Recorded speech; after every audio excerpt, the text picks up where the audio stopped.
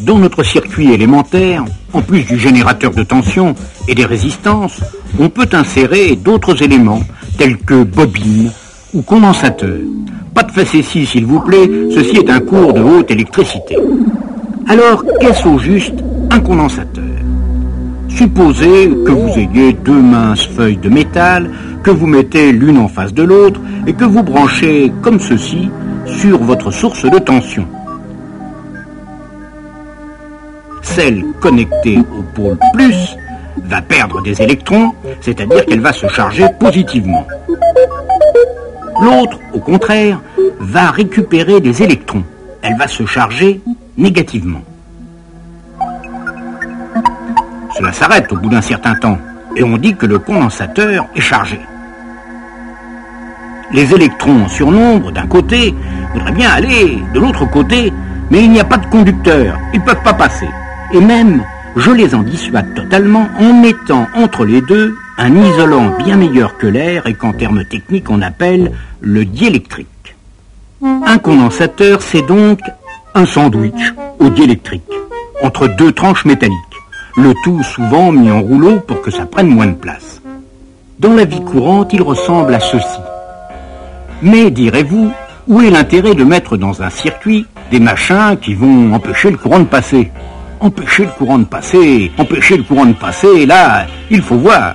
Car quand je vais fermer mon circuit sur la source, le condensateur va se charger. D'un côté, il y a des électrons qui arrivent, de l'autre côté, une quantité égale d'électrons qui partent. Certes, les électrons ne passent pas à travers le condensateur, mais ils passent bel et bien dans tout le reste du circuit. Ce qui fait un courant électrique que par convention on représente par une flèche en sens inverse des électrons. Courant qui va décroître jusqu'à ce que le condensateur soit chargé au maximum. À ce moment-là, si on débranche la source de tension et qu'on ferme le circuit comme ceci, les électrons trop contents de trouver un chemin vont se précipiter. Ce qui refait un courant électrique, mais dans l'autre sens, courant qui va décroître jusqu'à ce que le condensateur soit déchargé. Et l'on peut recommencer.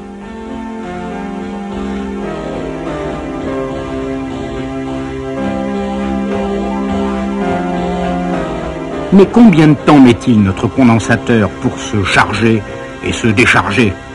Avec une montre, c'est pas très facile à voir.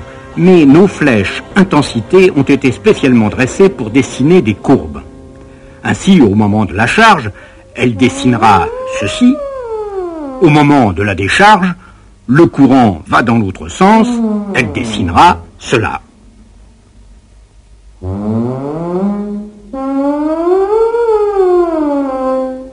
Le temps que met un condensateur pour se charger et se décharger dépend de la résistance en série dans le circuit, mais il dépend aussi de ce qu'on appelle la capacité du condensateur.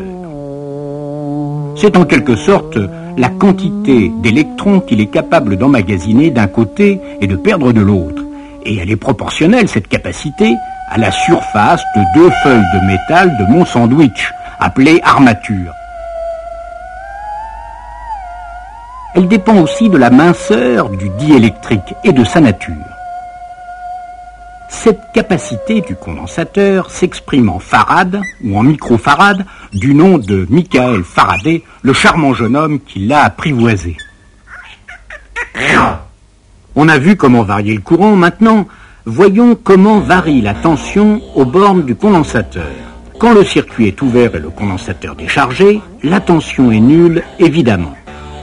Dès que le condensateur est chargé, le courant ne passe plus, la tension est maximum et égale à celle de la source. Comme vous le voyez, courant et tension ne varient absolument pas en même temps.